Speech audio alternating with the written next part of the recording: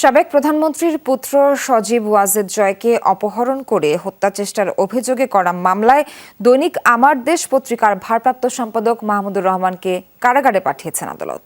রোববার ঢাকার অতিরিক্ত চিফ মেট্রোপলিটন ম্যাজিস্ট্রেট মাহবুবুল হকের আদালতে তিনি আত্মসমর্পণ করেন। মাহমুদুর রহমান বলেন, তাকে মিথ্যা মামলায় সাজা দেওয়া হয়েছে। ফ্যাসিবাদের বিরুদ্ধে লড়াই চলছে এখনো।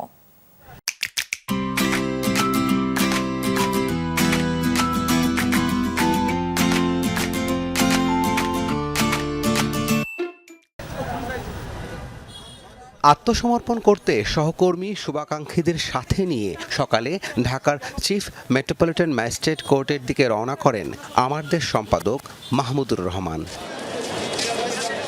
10:30 নাগাদ পৌঁছান আদালতে। আগে থেকেই আদালত চত্বরে সেনাবাহিনী ও পুলিশের বাড়তি সতর্কতা। আইনজীবীর মাধ্যমে আদালতে আত্মসমর্পণ করেন মাহমুদুর রহমান। বলেন, প্রহসনের মামলায় সাজা দেওয়া হয়েছে তাকে। সব ষড়যন্ত্র মোকাবেলা করবেন আইনিভাবে।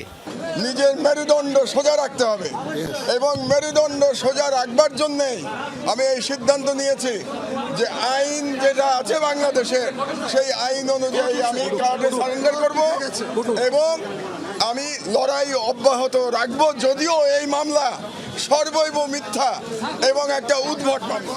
শুরু হয় শুনানি। মাহমুদুর রহমানের আইনজীবীরা আদালতকে জানান, স্বৈরাচারী সরকারের মিথ্যা মামলায় ফরমায়েশি রায় দেওয়া হয়েছে।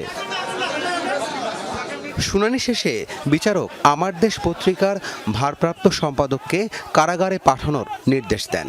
সেই সাথে তাকে ডিভিশন দেওয়ার কথাও জানান।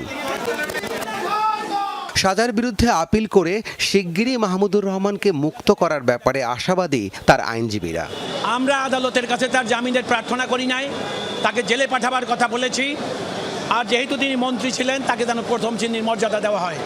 জনাব মাহমুদুর রহমান জেলে গেছেন, উনি আপিল করবেন, তারপর জেল থেকে বেরিয়ে আসবেন, সেটাই আমাদের প্রত্যাশা দ্রুততম সময়ের মধ্যে। সাজার আদেশ দেয়া তৎকালীন বিচারকের কঠোর সমালোচনা করেন মাহমুদুর রহমানের আইনজীবীরা। যে পরিমাণ অন্যায় বিচার হয়েছে। রাব্বি সিদ্দিকী, যমুনা নিউজ, ঢাকা।